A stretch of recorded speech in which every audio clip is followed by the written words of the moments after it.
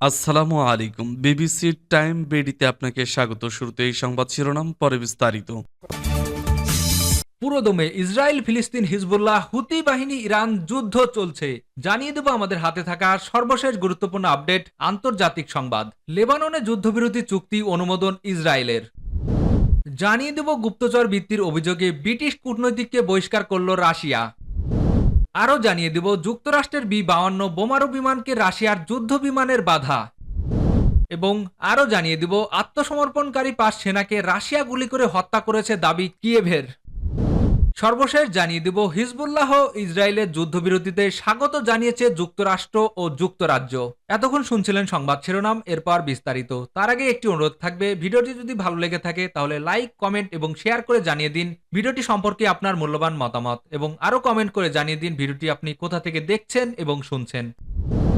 লেবাননে যুদ্ধবিরতি চুক্তি অনুমোদন ইসরায়েলের। লেবাননের সশস্ত্র গোষ্ঠী হিজবুল্লাহর সঙ্গে যুদ্ধবিরতি চুক্তি অনুমোদন দিয়েছে ইসরায়েলের মন্ত্রিসভা। গতকাল মঙ্গলবার প্রধানমন্ত্রী বেনিয়ামিন নেতানিয়াহুর সভাপতিত্বে অনুষ্ঠিত বৈঠকে এ সিদ্ধান্ত হয়। ইসরায়েলের একটি সংবাদ মাধ্যমের বরাত দিয়ে বার্তা সংস্থা রয়টার্স এই কথা জানায়। মন্ত্রিসভার বৈঠক শেষে জাতির উদ্দেশ্যে ভাষণ দেন নেতানিয়াহু। এ সময় চুক্তির পক্ষে যুক্তি তুলে ধরে তিনি বলেন, উত্তর ইসরায়েলের বাসিন্দারা তাদের বাড়িঘরে ফিরে যাবেন। লেবাননে হামলার প্রতি ইঙ্গিত করে নেতানিয়াহু বলেন, হিজবুল্লাহকে ইসরায়েলির বাহিনী পিছু হটিয়ে দিয়েছে, তারা কয়েক দশক আগের অবস্থায় চলে গেছে। ইসরায়েলি প্রধানমন্ত্রীর হুঁশিয়ারি উচ্চারণ করে বলেন, হিজবুল্লাহ যদি চুক্তি লঙ্ঘন করে আমরা তাদের ওপর হামলা চালাবো। ইসরায়েলের মধ্যপ্রাচ্যের চেহারা পাল্টে দিয়েছে জানিয়ে দেশটির প্রধানমন্ত্রী বলেন, হিজবুল্লাহর সঙ্গে যুদ্ধবিরতি চুক্তি মানে হলো ইরানকে হুমকি মোকাবেলায় এখন বেশি জোর দেয়া যাবে। ইসরায়েলের মন্ত্রিসভায় লেবানন যুদ্ধবিরতি চুক্তি অনুমোদন হওয়ার পর এ নিয়ে যুক্তরাষ্ট্র সময় গতকাল মঙ্গলবার বেলা 2:30টার বক্তব্য দেওয়ার কথা মার্কিন প্রেসিডেন্ট জো বাইডেনের। হোয়াইট হাউসের পক্ষ থেকে একথা জানানো হয়েছে।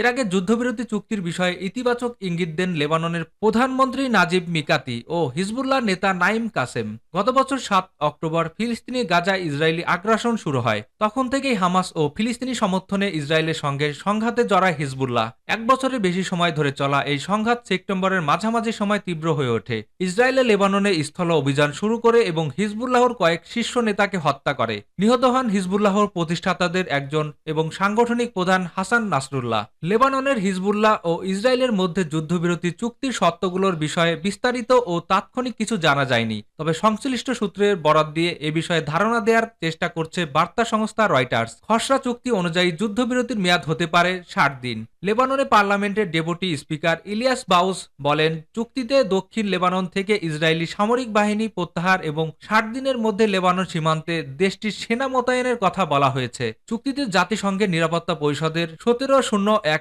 রেজুলেশন বাস্তবায়নের কথা বলা হয়েছে। এই রেজুলেশনের মাধ্যমে ইসরায়েল ও হিজবুল্লাহর 2006 সালের যুদ্ধ বন্ধ হয়েছিল। এই রেজুলেশন অনুযায়ী সীমান্ত থেকে 30 কিলোমিটার ভেতরে লিতানি নদীর পেছনে সরে আসতে হবে হিজবুল্লাহকে। এছাড়াও যুদ্ধবিরতি বাস্তবায়ন তদারকি করবে ফ্রান্স সহ 5টি দেশ। এর নেতৃত্বে থাকবে যুক্তরাষ্ট্র।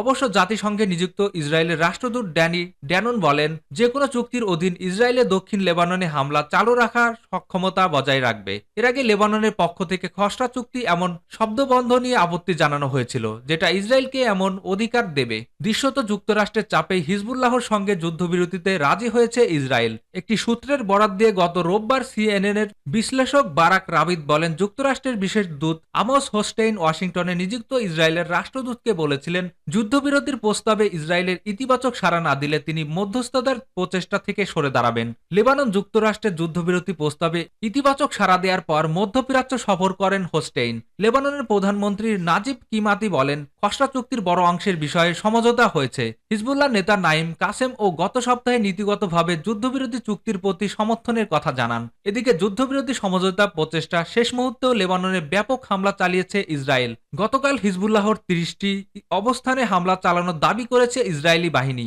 এ সময় ইসরায়েলের বিভিন্ন এলাকায় রকেট ছুড়েছে হিজবুল্লাহ। রকেটের আঘাতে উত্তর ইসরায়েলের একটি বাড়ি ক্ষতিগ্রস্ত হয়েছে। গুপ্তচর বৃত্তির অভিযোগে ব্রিটিশ কূটনীতিককে বহিষ্কার করল রাশিয়া। গুপ্তচর বৃত্তির অভিযোগে এক ব্রিটিশ কূটনীতিককে বহিষ্কার করেছে রাশিয়া।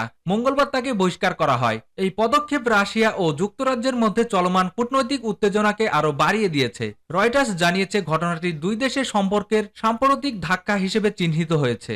রাশিয়ার ফেডারেল সিকিউরিটি সার্ভিস এফএসবি দাবি করেছে ব্রিটিশ ওই কূটনৈতিক রাশিয়ায় প্রবেশের সময় মিথ্যা তথ্য প্রদান করেছিল। এফএসবি আরও জানায় কাউন্টার ইন্টেলিজেন্স কার্যক্রমের সময় তাদের নজরে আসে ব্রিটিশ গোয়েন্দাদের একটি অঘোষিত কার্যক্রম। এতে কূটনীতিকদের বিরুদ্ধে রাশিয়ার নিরাপত্তা বিঘ্নিত করার মতো নাশকতামূলক কাজ পরিচালনার অভিযোগ আনা হয়। এক বিবৃতিতে এফএসবি বলেছে এই কূটনীতিকের আচরণ স্পষ্টতই রাশিয়ার জাতীয় নিরাপত্তার জন্য হুমকি সৃষ্টি করছে। তার কার্যক্রমে গুপ্তচর বৃত্তি ও নাশকতার লক্ষণ পাওয়া গেছে। এ বিষয়ে ব্রিটিশ প্রধানমন্ত্রী কিয়ার স্টামার এই কার্যালয়ে একজন মুখপাত্র বলেন, কূটনৈতিক বহিষ্কারের বিষয়ে আমরা কোনো তথ্য জানি না। এদিকে ব্রিটেনের পররাষ্ট্র, কমনওয়েলথ ও উন্নয়ন অফিস থেকেও তাৎক্ষণিক কোনো প্রতিক্রিয়া পাওয়া যায়নি। মস্কোতে অবস্থিত ব্রিটিশ দূতাবাস এ বিষয়ে মন্তব্য করতে অস্বীকৃতি জানিয়েছে। রাশিয়ার রাষ্ট্রীয় বার্তা সংস্থা তাস জানিয়েছে পররাষ্ট্র মন্ত্রণালয় এ ঘটনায় রাশিয়ায় নিযুক্ত ব্রিটিশ রাষ্ট্রদূতকে তলব করেছে। রুশ পররাষ্ট্র মন্ত্রণালয়ের মুখপাত্র মারিয়া জাখারোভা বলেছেন, এই বহিষ্কার রাশিয়ার বিরুদ্ধে বিদেশি ষড়যন্ত্র মোকাবেলার অংশ। এফএসবি জানায় অভিযুক্ত কূটনীতিক এ বছরের শুরুতে গুপ্তচর বৃত্তির অভিযোগে বহিষ্কৃত 6 ব্রিটিশ কূটনৈতিকের একজনের স্থলাভিষিক্ত হয়েছিলেন। এ ঘটনাটি ব্রিটিশ গোয়েন্দা কার্যক্রমের ধারাবাহিক অংশ বলেও উল্লেখ করেছে রাশিয়া। বিশ্লেষকরা বলছেন এই বহিষ্কার দুই দেশের মধ্যে সম্পর্ক আরও তলানিতে ঠেলে দেবে। যদিও রাশিয়ার এমন পদক্ষেপ যুক্তরাজ্যের পরবর্তী প্রক্রিয়া কি হবে তা সময়ই বলে দেবে। যুক্তরাষ্ট্রের বি-52 বোমারু বিমানকে রাশিয়ার যুদ্ধ বিমানের বাধা। ব্যালিস্টিক সাগর সংলগ্ন রাশিয়ার কালিনিনগ্রাদ অঞ্চলের কাছে যুক্তরাষ্ট্রের দুটি বি-52 বোমারু বিমান রাশিয়ার যুদ্ধ বিমানের বাধার মুখে পড়েছে। গতকাল সোমবার মার্কিন সামরিক উড়োজাহাজগুলো একটি মহড়ায় অংশ নিয়েছিল। তখন এই ঘটনা ঘটে বলে জানিয়েছে যুক্তরাষ্ট্রের একজন কর্মকর্তা। ব্যালিস্টিক সাগর অঞ্চলে যুক্তরাষ্ট্রের বোমারু বিমান দুটি ফিনল্যান্ডের সঙ্গে যৌথ মহড়ায় অংশ নিয়েছিল। এই মহড়ার এক পর্যায়ে সেগুলো বাধা দেয় রাশিয়ার দুটি সু-27 যুদ্ধ বিমান। যুক্তরাষ্ট্র ও ফিনল্যান্ড দুই দেশের পশ্চিমা সামরিক জোট ন্যাটোর সদস্য। রাশিয়ার সঙ্গে ফিনল্যান্ডের 1340 কিলোমিটার সীমান্ত রয়েছে। সম্প্রতি যুক্তরাষ্ট্র ও যুক্তরাজ্যের অনুমতির পর দেশ দুটি সরবরাহ করা দূরপাল্লার ক্ষেপণাস্ত্র দিয়ে রাশিয়ায় হামলা চালায় ইউক্রেন। তার জবাবে গত বৃহস্পতিবার ইউক্রেনে মধ্যপাল্লার হাইপারসনিক ক্ষেপণাস্ত্র দিয়ে পাল্টা হামলা চালায় মস্কো। এরপর সোমবার যুক্তরাষ্ট্রের বোমারু বিমানে বাধা দেওয়ার ঘটনা ঘটল। যুক্তরাষ্ট্রের এক কর্মকর্তা দেয়া তথ্য অনুযায়ী রাশিয়ার যুদ্ধ বিমানের বাধা দেওয়ার ধরন সামরিকভাবে পেশাদার ছিল এবং তা নিরাপদ বলেও মনে হয়েছিল। সেজন্য বাধা পেয়েও যুক্তরাষ্ট্রের বোমারু বিমানগুলো পূর্ব পরিকল্পিত পথ পরিবর্তন করেনি। সোমবার ফিনল্যান্ডের আকাশসীমায় দেশটির FA-18C যুদ্ধ বিমানের সঙ্গে যৌথ মহড়ায় যুক্তরাষ্ট্রের বোমারু বিমান দুটি। এ মহড়ায় বিষয়ে ফিনল্যান্ডের বিমান বাহিনীর রয়টার্সকে এক বিবৃতি দিয়েছে। ওই বিবৃতি অনুযায়ী দেশটির প্রতিরক্ষা সক্ষমতার আরও শক্তিশালী করতে মহড়াটি চালানো হয়েছে। তবে সেখানে রাশিয়ার যুদ্ধ বিমানের বাধা দেওয়ার বিষয়ে কিছু উল্লেখ করা হয়নি। 2022 সালের ফেব্রুয়ারিতে ইউক্রেনের অভিযান শুরু করে রাশিয়া। এর পরের বছর সামরিক জোট ন্যাটোয় যোগ দেয় ফিনল্যান্ড। ইউক্রেন যুদ্ধে যেসব ইউরোপীয় দেশ কিয়েভের পাশে শক্তভাবে দাঁড়িয়েছে তাদের একটি হলো ফিনল্যান্ড। আত্মসমর্পণকারী 5 সেনাকে রাশিয়া গুলি করে হত্যা করেছে দাবি কিয়েভের। কিয়েভ মঙ্গলবার জানিয়েছে রুশ বাহিনী পূর্ব ইউক্রেনের দোনেৎস্ক অঞ্চলে আত্মসমর্পণ করা 5 জনকে গুলি করে হত্যা করা হয়েছে। আঞ্চলিক প্রসিকিউটর অফিস এ ঘটনায় তদন্ত শুরু করেছে জানিয়েছে। যুদ্ধ বিধ্বস্ত দোনেৎস্ক অঞ্চলের ইউক্রেনীয় প্রসিকিউটর জানিয়েছে এই ঘটনা 13 নভেম্বর পেট্রিভোকা গ্রাম সংলগ্ন পোরভস্ক জেলার কাছে ঘটেছিল। ওই অঞ্চলের প্রসিকিউটর অফিসের বিবৃতিতে বলা হয়েছে 5 জন ইউক্রেনীয় সেনা পিছু হটে একটি বাড়িতে লুকিয়েছিলেন। পরে শত্রুরা বাড়িটি ঘেরাও করে। এক পর্যায়ে রুশ সেনারা তাদের বন্দী করে। নিরস্ত্র অবস্থায় বাড়ি থেকে বের হয়ে মাটির শোয়ার জন্য তাদের বাধ্য করা হয়। এরপর রুশ সেনারা তাদের গুলি করে হত্যা করে। দোনেৎস্ক অঞ্চলের প্রসিকিউটর অফিস এই ঘটনায় তদন্ত শুরু করার কথা জানিয়েছে। অন্যদিকে মস্কোর পক্ষ থেকে এই অভিযোগের জন্য তাৎক্ষণিক কোনো প্রতিক্রিয়া জানানো হয়নি। রুশ বাহিনী 2022 সালের ফেব্রুয়ারি থেকে ইউক্রেনে যুদ্ধ করছে। মস্কো ও কিয়েভ উভয় পক্ষেই একে অপরের সেনা সদস্যদের বিরুদ্ধে যুদ্ধ অপরাধের অভিযোগ তুলেছে। ইউক্রেনের মানবাধিকার বিষয়ে ন্যায়পাল দিমিত্র লুবিনেটস জানিয়েছে তিনি এই অভিযোগগুলো বিষয়ে জাতিসংঘ ও আন্তর্জাতিক রেড ক্রস কমিটির সঙ্গে যোগাযোগ করেছেন। জাতিসংঘ গত বছর জানিয়েছিল যুদ্ধবন্দীদের বিরুদ্ধে আন্তর্জাতিক মানবাধিকার আইন লঙ্ঘনের বহু ঘটনা নথিপত্র রয়েছে, যার মধ্যে রুশ ও ইউক্রেনীয় যুদ্ধবন্দীদের বিরুদ্ধে সার্বিক হত্যার মতো ঘটনা অন্তর্ভুক্ত রয়েছে। হিজবুল্লাহ ও ইসরায়েলের যুদ্ধবিরতিতে স্বাগত জানিয়েছে যুক্তরাজ্য ও যুক্তরাষ্ট্র। লেবাননের স্বাধীনতাকামী গোষ্ঠী হিজবুল্লাহ ও ইসরায়েলের মধ্যে যুদ্ধবিরতিকে স্বাগত জানিয়েছে যুক্তরাষ্ট্র ও যুক্তরাজ্য। দীর্ঘ এক বছরের বেশি সময় ধরে চলা এই সংঘাতের অবসান ঘটানোর লক্ষ্যে গৃহীত চুক্তিকে দুই দেশই ইতিবাচকভাবে দেখছেন। ইসরায়েলি সংবাদ মাধ্যম চ্যানেল 12 এবং রয়টার্স জানিয়েছে এই চুক্তি হিজবুল্লাহর সঙ্গে ইসরায়েলের চলমান রক্তক্ষয়ী সংঘাতের সমাপ্তি ঘটাতে ভূমিকা রাখবে। গত এক বছরে এই সংঘাতে হাজার হাজার সামরিক ও বেসামরিক মানুষের প্রাণহানি ঘটেছে। ইসরায়েলের মন্ত্রিসভা যুদ্ধবিরতি চুক্তি অনুমোদন করার পরই এই প্রতিক্রিয়া আসে।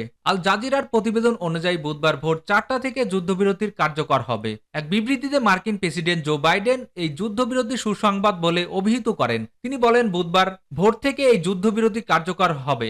এক বিবৃতিতে মার্কিন প্রেসিডেন্ট জো বাইডেন এই যুদ্ধবিরতিকে সুসংবাদ বলেও অভিহিত করেন। তিনি বলেন, বুধবার ভোর থেকে এই যুদ্ধবিরতি কার্যকর হবে। এখন শত্রুতা স্থায়ীভাবে বন্ধ করাই এই চুক্তির মূল উদ্দেশ্য। বাইডেন আরো বলেন, আগামী 60 দিনের মধ্যে লেবাননের সেনাবাহিনী তাদের নিজস্ব অঞ্চলে নিয়ন্ত্রণ নেবে। তবে তিনি সতর্ক করে বলেন, যদি চুক্তি ভঙ্গ হয় ইসরায়েলে তার আত্মরক্ষার অধিকার প্রয়োগ করবে। ব্রিটিশ প্রধানমন্ত্রী কিয়ার স্টারমার এই যুদ্ধবিরতিকে সাধুবাদ জানিয়েছে। তিনি বলেন, এই চুক্তি বেসামরিক জনগণের জন্য কিছুটা হলেও স্বস্তি বয়ে আনবে। পাশাপাশি তিনি দীর্ঘস্থায়ী রাজনৈতিক সমাধান খুঁজে বের করার আহ্বান জানান।